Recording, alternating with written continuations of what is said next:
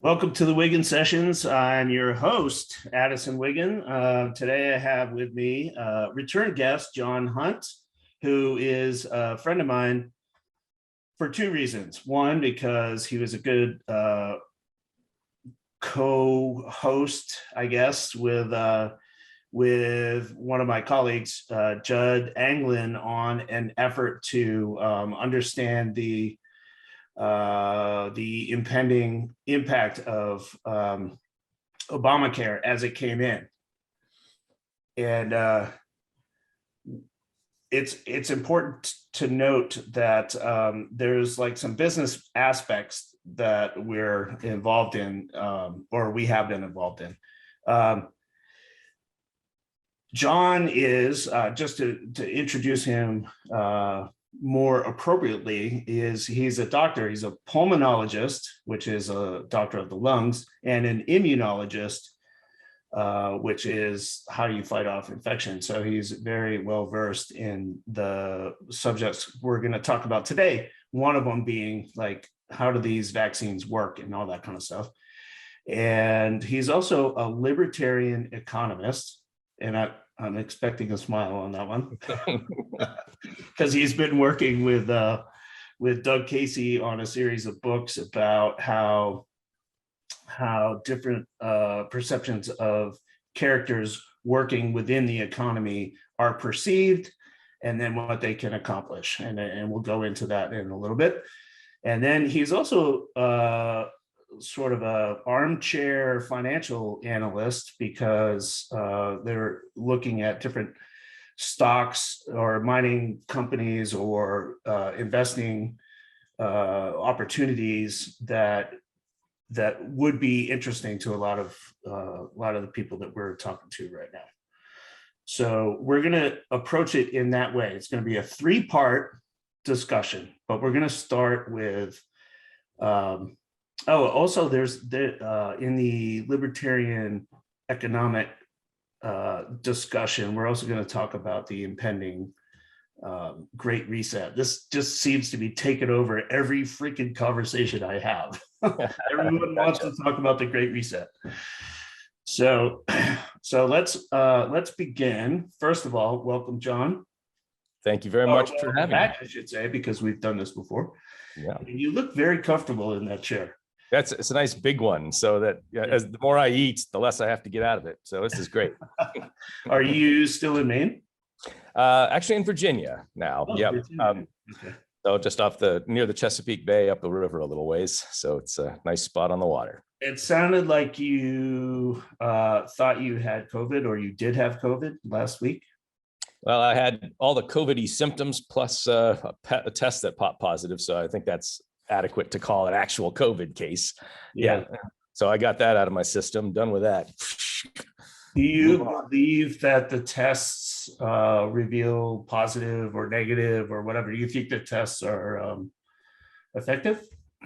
Depends on the setting. So, I do think that we have, for the most part, we've had a pandemic of COVID positive tests as opposed to a pandemic of COVID until right now, where we really now have a pandemic of this Omicron.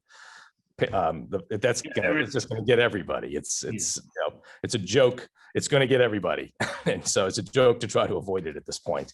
Well, it's kind of like the seasonal flu, right? And isn't it really just a seasonal flu? Isn't that really the truth? At this point, this current version pretty much is somewhere between a cold and a flu for most people, except the young people. It's hardly even bothers them at all. The old people will still be at risk, like they always are, from viruses. I mean, there's nothing terribly new about this whole COVID thing from a medical point of view. We've always had years, maybe on 7-year cycles, roughly, of horrible years in the ICUs and the emergency rooms jammed, no beds on the wards because of viral outbreaks, either flu or corona or adenovirus or whatever it happens to be in a given run in a given city. All the beds are used up. This year, the only difference in the last 2 years is that now everybody knows that happens, and they blame it on this horrific COVID, when really it's just kind of the normal stuff. Now, COVID's a little bit worse. I mean, I think it's totally fair to say it's quite a bit worse for elderly people. but for the rest of the crowd, it's not. And I think my most important point that I'd make, and I'll get you off track immediately, but is, did you see that that poll? It was a poll from, I'm trying to remember who did that poll. Gallup. It was a Gallup poll back in August that looked at about 3,000 people and looked at their estimated COVID hospitalization risk, what they thought the risk for hospitalization was if you got COVID, if you were unvaccinated. And this was an incredible thing because it goes right to the core of the problem in society now, that 41% of Democrats thought that there was a 50% chance or higher risk of being hospitalized if you were unvaccinated and get COVID. The actual percentage risk of being hospitalized, the chance of being hospitalized if you're unvaccinated and get COVID, is less than 1%. But 41% of Democrats thought that there was a 50% or more chance of being hospitalized. Another 12%. The data is like, it's out of whack. Yeah, it's politically motivated, right? Well, it's whatever the Democrats are watching. Not all of them, but this certainly is 41%, and another 12% who thinks it was a 30% or more, another 10% who thought it was a 20% more risk. They are 20 to 50 times more fearful of COVID than they should be. And whatever their source of information is that puts them so anxious or so wrongly interpreting the actual reality is also the same source of information that teaches them about global warming, about anything else that's out there, about fires in California or people getting killed by cops. It's all amplified beyond, the fear is amplified the same way. This COVID just demonstrates how badly the reality differs from the interpretation. Now, the Republicans, likewise, the 22% of them thought there was a 50% chance if you were unvaccinated of being hospitalized with COVID. So a lot better than the 41% of the Democrats, but still a large system of propaganda has manipulated what people believe so that it's really way off track. So as like, if you were practicing still, and I want to ask you about that too, because you're not. Right. If you were practicing still, how would you deal with, I mean, we see a lot of the frontline commentary and like people trying to deal with the hospitalizations and then that kind of thing. Like if you were practicing, how would you deal with it? Like mentally, how would you deal with this? Like, what would be your strategy? Because if people are like just having symptoms because they're told they're having symptoms, like take some Tylenol, go home, that kind of thing. For young people, you treat it like a virus that it is what, I mean, people get through it just fine. And you'll hear the anecdotes of the young people who don't get through it just fine. And those get amplified out there like crazy so that everyone is fearful, but they are few and far between. Focus the fear where it needs to be, the 3 to 5% of people who get hospitalized who are elderly. I mean, this is a disease that the fatality is 75 to 90% is above age 75. And it's by that, I mean that of the fatalities, almost everybody is quite old. In the younger crowd, they'll live quite well through it. So focus the energy on helping the elderly. And if you're going to isolate, it's the elderly, to protect the elderly. If you're going to vaccinate, it's the elderly, because it's not a perfectly safe vaccine. So who are you going to give it to? The people who are most at risk from the disease, so that the risk-benefit ratio is correct. And the people at most risk for the disease are the elderly, not the young, certainly not children. I consider it abhorrent giving these vaccines to kids. Let's talk about the fear factor then, because a lot of people are digesting whatever news reports go out, or they're reading stuff on social media or online. There is a significant amount of fear out there. We're still on the doctor portion of this. So how do you deal with that when people come in and they're afraid because of stuff that they've heard or their friends have told them or whatever? Well, just as a general doctor point of view, not just regarding COVID, because I'm not in practice. I have my license, but I don't practice anymore. But so anxiety is always a big part of diseases. People have more fear of cancer than they need to. They have more fear of anything that they hear about. They're always so reassuring people is a big part of being a doctor, because anxiety just turns on their steroid production, which suppresses their immune system.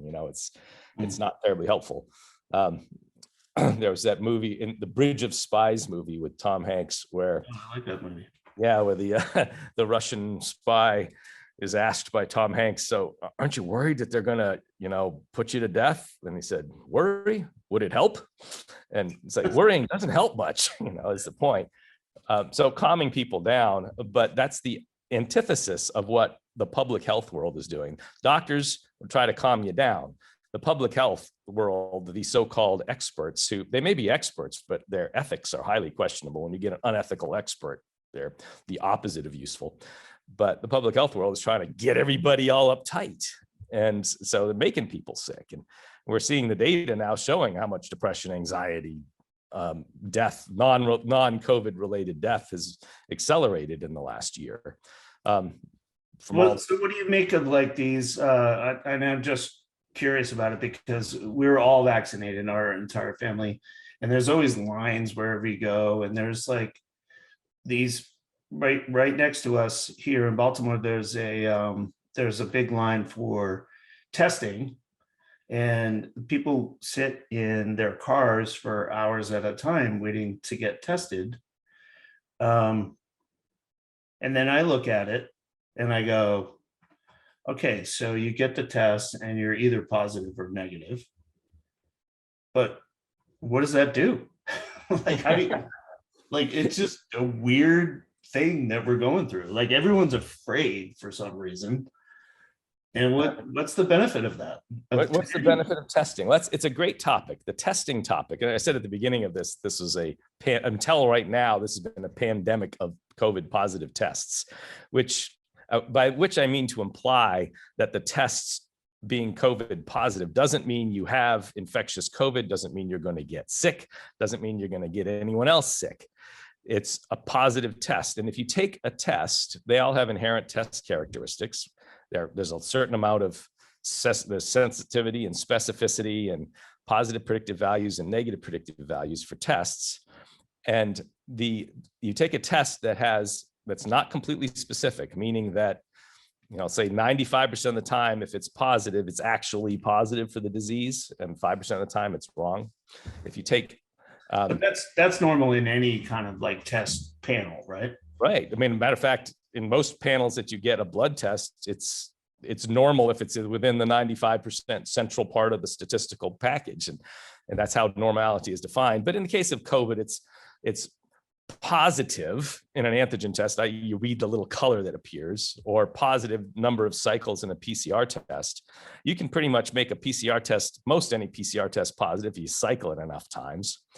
And so they set these PCR cycles at 40, which is going to pop positive a whole lot. What? Why is that? Why would they do that? Why would they do that? So that they could have a lot of positive tests. You got to be conspiratorial in this. Because a typical PCR cycles, if you're over 30, 35, you blow it off. It's not a real result. But they were standardly doing 40 cycles. And that would basically, you get a couple of strands of viral RNA up your nose from walking through the CVS on the way to go get your COVID test. And it's not infected you. It's not nearly enough to infect you because the body has immune protections against viruses. So you got to get hit with a big chunk of virus. But you get a few strands up there, a 40 cycle test is going to pop that positive. And then they get to claim, oh, there's another person who's got the positive, who's got COVID, and they get the numbers elevated so that they can make it more dangerous sounding. Right, really, so let's go to the conspiracy part of that. Do you think it's intentional? Some of it is intentional? Is it conspiratorial, or is it just a bunch of people who are all worked up drinking a lot of Kool-Aid and they're all Jim Jonesing on us? And it's, I don't trust conspiracies very much because they tend to fall apart. But at this point, it's more like, the mass psychosis, where people are just drinking so much of this Kool-Aid and they're believing what they're hearing, and they don't know the reality of tests. And the reality of tests is that they are not perfect. And if you take a test and you give it a COVID test and you give it to somebody who has low risk of COVID, and it pops up positive, it's going to be highly likely to be wrong. So that, I did the math on this, and it's, just based some assumptions, of course. But if you take a healthy person and you're doing a once a week test at a job site or whatever, and they're totally healthy, and it pops up positive, there's about a 91% chance that that's a false positive. But if you take someone who's sick and snot's pouring out their nose and they're coughing, and it's the middle of this season right now where everyone's sick, and that pops positive, it's highly likely to be right. Yeah. So it depends on where you target. They should never have been testing the asymptomatic people, because that just contaminates. All right, so I'm going to ask the same question. Like, what of all these people that are waiting in line to get tested? Like, in your view, what is it that they hope to achieve? Like, let's say they get a positive test out of that. Then they have to go, to the hospital? I mean, we're about overflow of hospitals again. Yeah, if you get a positive test, what does it really tell you? And I think it gives you reassurance that you're going through a bad week. You might be sick, you might be really uncomfortable for a week, and at least it's worth it, because you're going to be reasonably well protected from this virus going forward. Whereas if you get a negative test, it's like, crap, I'm going through a bad week and it's probably some other virus and it's not going to help me against this one. So there's that value to it. If you're older or have comorbidities, diabetes, obesity, and the like, well, some of these antibodies, which aren't working as well against Omicron, it seems, but some of these antibodies infusions could be helpful. Merck drugs could be helpful. You could just be more aware. But for the most part, when we have the annual flu outbreaks, which we haven't had greatly during COVID, but you stop testing after a while. When you know that the flu is in your city, if someone comes in with a fever and a headache and all the symptoms of the flu, why waste the energy on a test? The odds are that they got the flu. You treat them with Tamiflu if you get it fast enough and send them out the door. Yeah, so we've been talking about this too amongst our readers, that the COVID pandemic is going to become endemic, like the Spanish flu did, and we just learn how to live with it. And so, what makes the COVID-19? And this is just kind of dumb on my part, but I only just learned this. It's called COVID-19 because it was originally identified in 2019. I thought it was like the 19th version of COVID, because some of the influenza that we deal with today is also COVID, right? Well, not influenza, but some of the flu type diseases. Yeah. Coronavirus. Yeah, I'd say influenza is influenza. But coronavirus has been living amongst us for some time. Oh, ages. Yeah. I mean, the different other coronaviruses are common causes of the common colds. I mean, there's rhinovirus, which is the most common cause of the common cold, and then coronavirus and adenovirus and parainfluenza and others that are all causes of the common cold. Yeah. And I was just I'm just trying to understand what's going on, but I was looking at the Spanish flu, and we still have it to this day, and it mutates with avian viruses. And so it's a bird flu. And the last outbreak was in 2009, but nobody cared. They're like, okay. It's probably to your point, right? You're like, as a doctor, you treat the symptoms that you see. And yeah, if you have somehow this COVID thing mutated into this entire global panic that shut down all the economies. And now we are faced with what we call the Great Reset, like where people who think they know better than everyone else are going to restructure the economy and the way the governments work and stuff like that, just because of a virus that is like a common occurrence in human history. Yep. Anyway, any medical illness that gets politicized, it gets totally fouled up. And the You think science. that's true of HIV as well? Sure. And transgenderism and anything else that gets politicized, the reality and facts are totally lost. And I think it's very hard to scrape up the truth of any political illness. So I think the word political science, which was one of those majors in our college days, you could be a political science major. Now science politicized. and or I like this phrase. This is a phrase that David Stockman has been using recently. And I have to mea culpa on this one. I was his publisher for a little bit, and then I'm not his publisher anymore. But he's been doing a series on scientism. Okay. Which I love that word, because it's like you choose to believe in the science, but if the alternate point of view also has science, you label them as a conspiracy theorist. So how do you deal with that? So yeah, I'm only right because I believe in science, and if you provide me with science that presents the alternate view, you have a political ideology, or like you're a conspiracy theorist or something like that. Like what the hell is that? Yeah, it's science becoming religion. I mean, David Stockman holds nothing back, as you know. He doesn't have any fear. He's great. I shouldn't say this on camera, but I will. He's difficult to work with. He's very opinionated, and he gets his way. He's used to getting his way since he was a young man. Well, I love him to death, but yeah.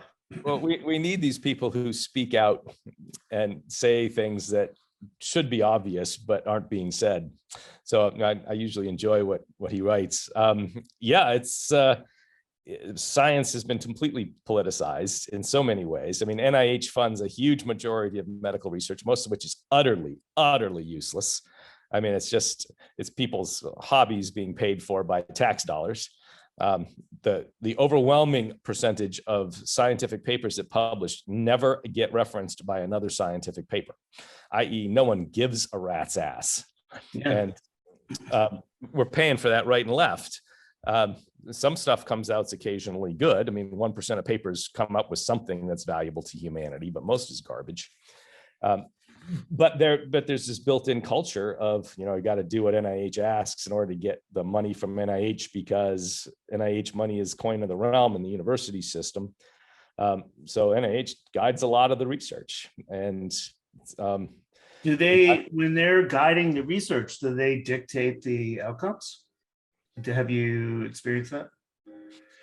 It's not like a direct dictation of the outcomes. It's more like pushing things towards the way they want things to come out. So it's more like directing. So in the medical world, and then I compare it to the climate change world, it's very, very similar. It's just that climate change is wicked politicized. But there's, and I'll use climate change instead of medical because it's just such a clear political influenced field. But you get kids in kindergarten who get rewarded by their teachers with big smiley faces for doing some little cartoon strip or coloring thing about climate change. And they get that reward, and then they go on to their middle school science fair projects. And if they do a climate change supportive science fair project, they get the gold star. And then those people might go into debate society in high school and debate about climate change and convince themselves more. They go to college and major in environmental sciences. And the ones who are most doing what their professors say they should be doing are the ones who succeed and go on to get master's degrees, PhDs. They're in the climate field. They because they've been following the truth as told them. Yeah, exactly. And those are the ones that they apply for grants. And if they if they apply well for grants, they're going to write it up for the grant reviewers who they know are sitting on a committee to determine their grant funding. And they'll appeal to those grant reviewers who will only give them the grant if it's something that's going to support what those grant reviewers want to see studied. And then the grant gets funded only to the people who are, following the orthodoxy, and they do the research. And if it doesn't come out according to the orthodoxy, they're not going to write the paper on it because that'll only hurt them. So they put that paper in the drawer. But if it comes out in favor of whatever the orthodoxy is, that gets written, goes through peer review and gets published. And then, so only the real orthodoxy papers will ever get published because the other ones don't even get written. And then the media picks up on the worst of those and says that, look how horrible this is. The way you're describing it is very similar to the way that Jim Rickards talks about how the economics programs work in college and graduate programs and then end up on Wall Street. So they only teach what they know. And what they know, he's like, it's very hard. I've had this conversation with him like 10 times. It's very hard to change that orthodoxy because the incentives are misaligned. Like the incentive is to follow whatever is the predominant sort of political view. I don't even want to call it that. It's just the predominant view of the people that have made it up through that system and just believe it that way. So how do you change anything like that? If you're going through medical school and you disagree with the way that, say, like vaccines are created, like how do you deal with that? It's tough, especially when government is subsidizing, controlling, regulating, paying for so much. That's probably the biggest issue is you have experts, so-called experts, who have the power of the purse and the power of guns to force their will on people, but they may be very knowledgeable, but they're not ethical. And I mentioned that earlier. You take a society that's been ruled by experts, which is what the leftists really like these days, but these experts don't have ethics. They're Machiavellian, they're fascist in their mindset. They have no hesitation whatsoever to use force to accomplish their goals. And these experts then go ahead and do that. And I think that's exactly what's happened in COVID, is that we have these experts who are using government force, even though without willy-nilly, just that business can be closed. That one gets to stay open. What gives them that? We gave them that power stupidly by electing politicians who delegated off their responsibilities to bureaucrats. Yeah, and then they lecture us on preserving democracy. Yeah, I know. It's laughable, right? It's just, I think maybe that's the solution. You asked, what do you do about this? I think teaching people what ethics are, what are good ethics, what are crappy ethics. Go back to ethics and teach the stuff that we should have learned in kindergarten. What do you mean by ethics? So just clarify that, because I think that's a really important point, and I agree with you, but what do you mean by that? So I think as like ethics in my mind is what you can do as an individual to promote peaceful coexistence. And by peaceful coexistence, following natural law is what has been most effective at peaceful coexistence. So the stuff you learn in high school, in kindergarten, like Matt Kibbe would say from Free the People, he'd say, don't hit people and don't take their stuff. Whereas translate that into more sophisticated natural law, which is don't initiate force or fraud against your fellow man, don't support those who do, and do what you agree to do. Which is kind of the amplified version of don't hit people and don't take their stuff. But if you do those, then you can have peace. But when you have what the left now is pushing constantly, which is force, force, force, do what I say or else.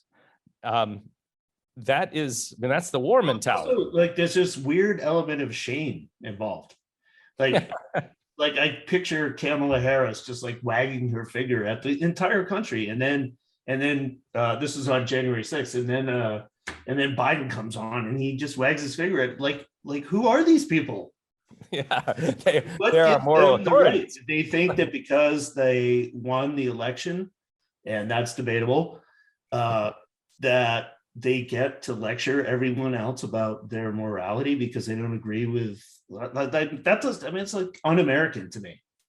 Yeah, yeah. Well, I think it's certainly what I call the war mentality, when their willingness to use coercion to accomplish their aims. I mean, there's two choices. You can either do what they say, effectively be a serf or a slave, or you fight back. Yeah, this is what Hayek always said, right?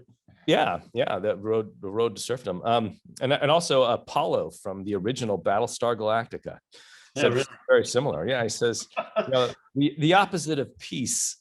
What is it? The opposite of war isn't usually peace. It's very often slavery. And My goodness. yeah, That's and so Battlestar Galactica. Battlestar I might Galactica. actually have to watch it now. Richard Hatch. No, I love that. Every now and then, back then in the 70s, you get a line like that. It's like they wouldn't be able to say that these days, you know. Sounds like a Hyacinth quote. Yeah, maybe. All right, let's shift gears because we're almost there. Libertarian economist. So we just finished the doctor part. Oh, I was going to ask you, actually, I do want your opinion on mRNA vaccine. So Moderna and Pfizer are both mRNA. And I'll just ask the question directly because I want to get over this quickly. Are they genetic engineering? They are certainly at risk to genetically engineer in certain people. People who have like HIV, I'd be very worried that we're reversing the RNA and putting it right into their DNA. So because of the reverse transcriptase enzyme in the people who have HIV. But really, I think what you're doing with RNA virus is you're co-opting some cells to make a bunch of the spike protein. Yeah. Temporarily. The question is, how temporary is it? You know, there's been some studies in mice ovary, for example, where that RNA is protected and is still grinding stuff out ages later.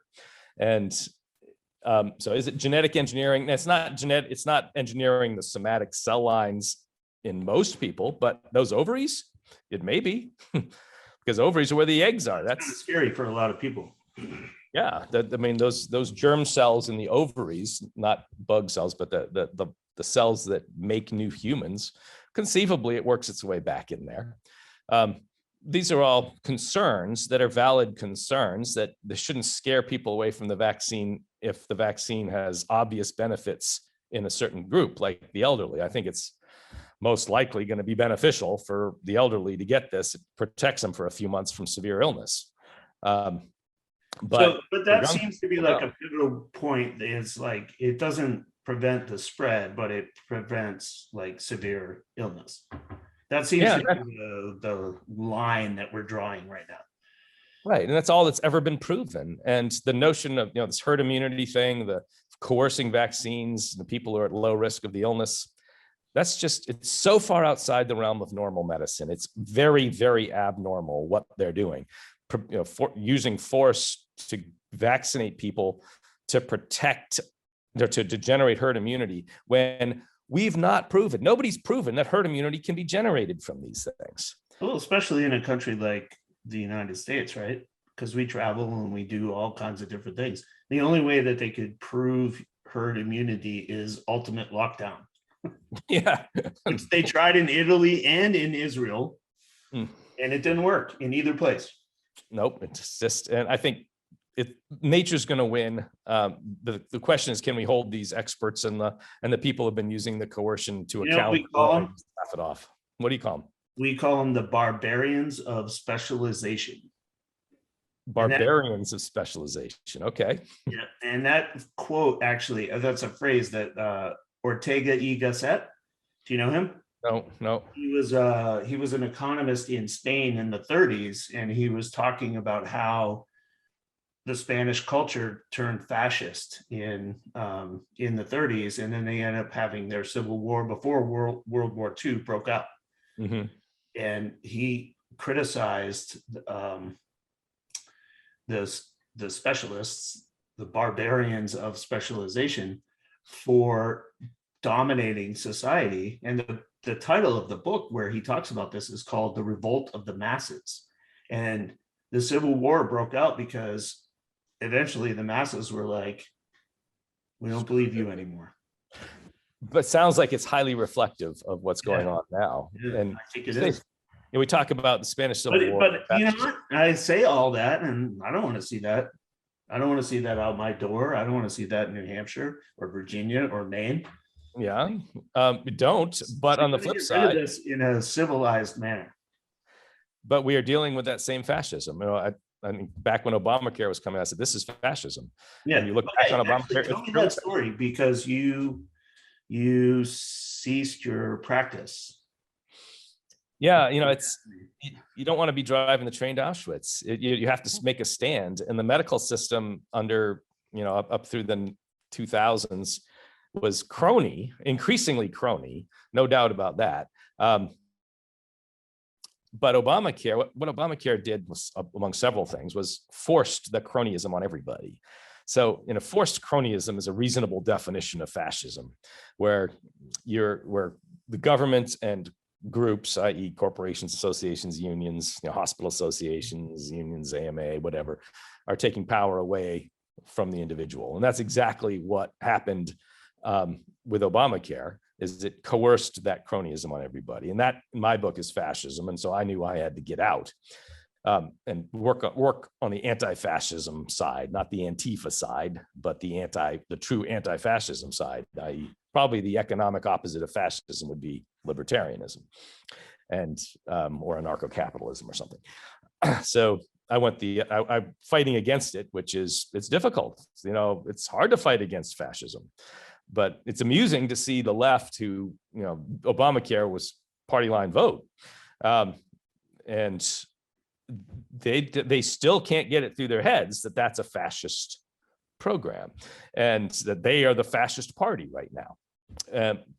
I'd like to see them learn that, but it's not possible for them. There's no way that they can say, oh, gee, I'm fascism.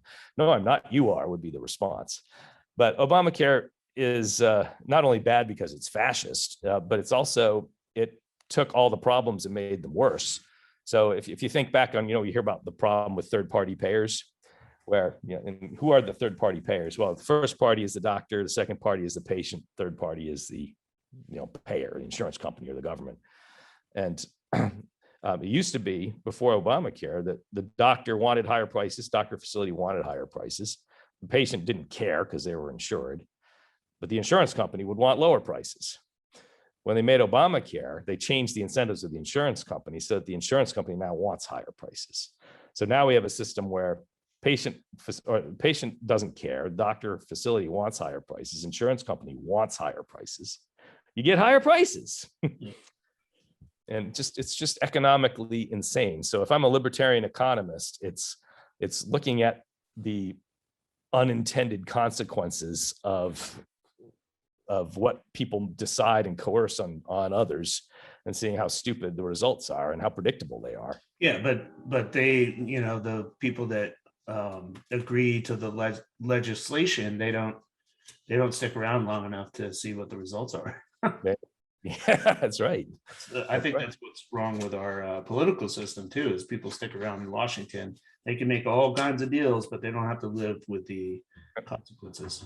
They usually exclude themselves too of the consequences. In the process. I've always said about Obamacare, and it's kind of a moot point at this time, but I've always said, man, the biggest mistake they made was they turned it all over to the lawyers from the insurance companies.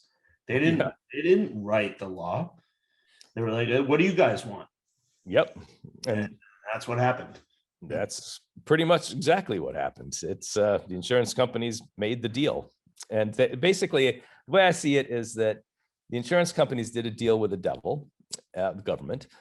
They got, in exchange for tax subsidies and coerced purchase of their product, they had to take pre-existing conditions. That's the deal. Yeah, I remember that deal that was actually in the mainstream press too. Like, how are we going to deal with the cost of pre-existing? So it's a mess. I mean, I can tell you, dealing with pre-existing conditions in an insurance construct is an absolute mess. It's an impossibility. It's a contradiction in terms. How do you insure something that's already happened? So that's a conversation for another day. I'm working on a big project, big intellectually big project, at least. We'll see if it's financially going to be big. Tell me about it. So it's trying to resolve the issue of how can you protect people's finances when they unfortunately get ill or injured and they have to interact with the medical system, which has horrible hyperinflation, no price signals, no ability to shop around. And insurance, which people usually use to protect themselves, is what caused all that problem in the first place. Yeah. So, yeah, I remember, I think we talked about this a little bit in our last conversation, that the intervention of insurance is what messes up the price signals. exactly, right. Because consumers like me and you who have insurance, Me. I got my copay of $20. I don't care. Yep. Yeah, exactly. There's no demand for prices, and the facilities and doctors, they got no idea what they're charging. So because there's no demand for the prices. So we got to fix that.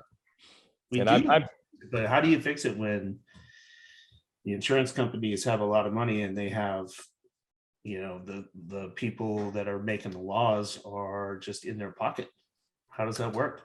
Yeah, I think it's build a separate society. Sweden has 8 million population. They have a whole health system. I'm not saying we want to mimic that, not by any means, but 8 million people is enough to have a whole health system. We just separate off. I am proudly uninsured. Yeah, you've been talking about that too. Yeah. Say that again. I'm proudly uninsured. The uninsured are the people who are the ones who are going to bring sanity back to this, because they care about the prices. And they will look around and find that, that MRI that costs $5,000 over at the academic center, the same exact information I can get over here at this freestanding radiology clinic for $350. And I care about that because I'm paying that money. Yeah. That's how you got involved with Judd in the first place, right?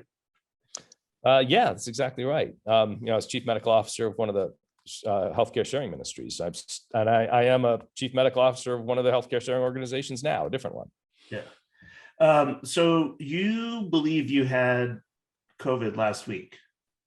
Yeah, I'm pretty confident. A PCR positive test, because I wanted to know whether I could then go prancing around happily saying I'm done, I'm immune now. But yeah, I had it. I was pretty moderately ill, somewhere between a cold and a flu. And so I feel like there's this kind of like pivotal point where some people, they're like, oh, they have their opinions, and then they get sick and they're like, oh shit. Yeah. But it sounds like you're understanding it. Yeah, I mean, I think if you get sick enough and you're one of those anecdotes that ends up being intubated in the hospital and you were anti-vax prior to that, that kind of experience can change your viewpoint. Yeah. But it's anecdote, of course. But it's a very effective anecdote for that person. And that's an effective antidote for the mainstream media as well. Yes. But that same poll, that Gallup poll mentioned before,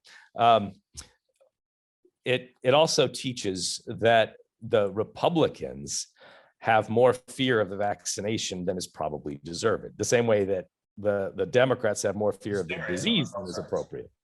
Hysteria on both sides, right? Yeah. And I think that the vaccine, there's a lot we don't know about it. It's that the mRNA vaccine, it's cool science.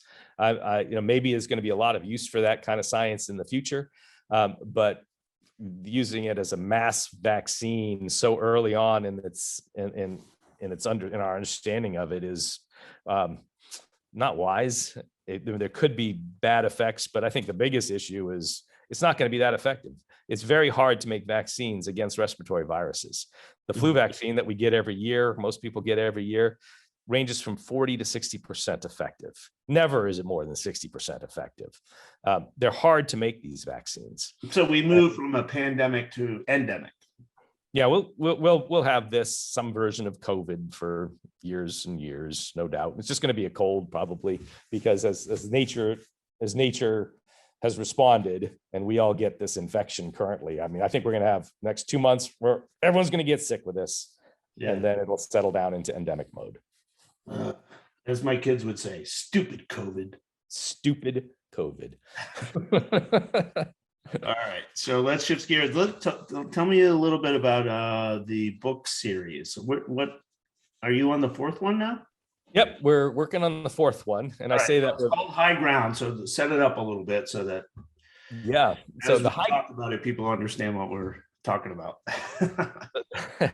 This is a series of novels that Doug Casey has wanted to write for a long time, and he and I got together, in 2012, and we were introduced by Jeffrey Tucker, who published my first novel under your auspices. Yes.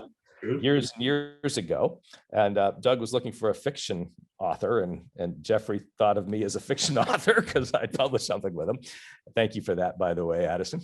And he made an introduction that has totally affected my life, because I mean, Doug and I are so close now that I am sitting right now in his guest house in Virginia, and this is he's in Uruguay for the season, and but we do pretty much everything together now. So we started writing books, and when you're writing novels together with a co-author, you really get to know each other. You know, you learn you have to trust the way you're writing together. You see how the minds work. So we do most everything together now, and we're writing the fourth book, although I say this with a little concern because I haven't been actively writing. We have a full draft, 80,000 word draft. We know the plot line and the characters. It's just been so busy with other things that neither one of us has gotten the thing ready to publish yet. But this year is the year. And so this is the fourth of a series. The first one was Speculator, where our hero is a speculator, gold mining, Africa type of thing. And then our hero becomes a drug lord in the second book, which is where he is both running a pharmaceutical company, or the chief investor in a pharmaceutical company and kind of managing it, but also selling drugs in the black market. Not bad drugs, though. They're good drugs. It's just that they're drugs that the FDA and DEA don't particularly like. And then third book, he's an assassin. And each time he's on the moral high ground, though. He's always the good guy. He's always doing the right thing. He's not a drug lord who happens to, pat the grandson on the head and play ball with him. And then meanwhile killing people. He's a good drug lord. The drugs he sells are good for people. They're just really bad for the state. And assassin, he takes out some people. He takes out the sociopaths, and he builds a system, or he catalyzes the development of a system that helps to expose the sociopathy in government and politicians, and basically creates a new journalism system that replaces the current journalism system. And in Terrorist, which is the next book, it just goes on to the next natural evolution of an assassin, and gets declared by the government to be a terrorist because they don't like this guy, because he keeps on undermining their power. He keeps on undermining the Great Reset, which he mentioned earlier. It's 73 million Americans right now, I think, are all terrorists. Yes, that's right. Every parent in Loudoun County. Yeah, that's right. So how can people find that book series? So the High Ground novels. It's all on your site, right? Yeah, we have highgroundbooks.com, which you can get that'll connect you to all the various places you can buy these books. But also you can buy the hardcovers. They're signed hardcovers directly from Doug and me. And that's the only way you can get the signed hardcovers. All the hardcovers come signed, but everywhere else you get audiobooks. I have two. You have two? Well, I'll send you a third. Waiting for my other ones. Okay, I'm sorry. Send you a third. Right. There's audiobooks all recorded by the same guy who is wonderful. And we'll just keep on doing that for each one of the novels. If we don't have Terrorist out by the end of this year, I'm going to be smacking myself upside the head pretty hard. I'm shooting for September mentally, but we're not putting huge pressure on ourselves. That's good. All right, let's talk about investing. So if you don't mind, I'm going to say that you work on investing in different endeavors with Doug as well. So I'm mostly interested in your views on investing and like your methodology. Yeah, well, I mean, I've learned so much from Doug, and he's a classic speculator, which is trying to get profits from recognizing what government is doing to screw with the economy. That's a good way of, that's one of the forms of speculation that he's particularly good at. So a lot of what I do is basically learn from Doug, but focusing on several things right now, which is uranium, which has a great run up, but I think is a long way to go. Gold and silver, where you're betting against the fiat currencies, the whole fiat system. And it's more now than just a wealth preserver, which we've always thought of as gold as a wealth preserver. But at this point, gold may go down for a little while when other things collapse, but in the end, people are going to flock to it, at least more than likely. Cryptocurrency, again, a bet against the fiat currency system, which I think is a fair bet. I mean, the fiat currency system is going to collapse. That's a fair bet. I don't think there's any doubt about that. The question is when you're betting against a fiat currency system, you're also betting against the United States government, which has right now unlimited wealth and lots of guns. So, which is a tough bet. And then what chances do you give of, well, first of all, there's actually two questions baked into that. One is the Fed has announced that they're going to launch their own crypto, like a digital currency. And then also the other one is, if they do that, what are the chances of them coming in and regulating, Bitcoin, just because everyone knows what that is? Like I think currencies. Yeah, they'll try to regulate them. It's really hard to regulate Bitcoin, but they can find ways to prevent you from getting your money out within the United States, or getting your Bitcoin converted into another currency within the United States, and they can tax the gazoos out of it. But they're not going to stop Bitcoin because there's no single point of failure that they can control. Oh, shoot. Sorry about my phone ringing there. That was bad. Jeez. Sounds very Victorian. Yes, Big Ben going. But I think this central bank digital currency is, of course, they're going to do it, because this is the obvious thing that they can replace the dollar with when the dollar decays further, and replace it with this, which not only gives them the unlimited ability for printing new fiat money, but also tracking it. I mean, if it's a digital currency, they're going to know exactly what we're buying. They'll be able to tax things individually. They'll be able to see everything we're doing, everything we're buying, every bit of commerce that we undertake. Do you think that's the wave of the future, then? You think they're going there? Oh, yeah. I mean, I think that they're not so stupid that they wouldn't take advantage of the opportunity to control everything we do, or at least observe everything we do. Yeah. It's not conspiracy. It's just the way they go. It's just the way these people think. They've been infected with this collectivist virus and narcissism, and they think this way, that they should be controlling. And the whole Great Reset is all about a bunch of narcissists who think they know the way the world should work, and take advantage of a big, so-called pandemic to try to put their new little way of whatever they call stakeholder capitalism in play. And I think that they just do this. They're a bunch of narcissists. They know what's best for us all. And this digital currency is going to be a huge thing for them. Oh my goodness. All right. So if you could give one piece of really good advice to the reserve members, the people that are going to be looking at this Wiggin session, what would you say? Just one good takeaway. That one good takeaway. Have a good chunk of your wealth in gold, silver, Bitcoin, or probably just Bitcoin, gold, silver, Bitcoin, to protect yourself against the unequivocal misbehavior of central banks and the government. All right. Thank you, John. It's always a pleasure to catch up. Great pleasure. Thank you for. I'm glad to hear you're in Virginia, because I thought you were like holed up in Maine. And Summers. I was just up in New Hampshire not too long ago, and it's there's a difference between New England and the Mid-Atlantic. Yeah, yes. It's nice and temperate down here, relatively speaking.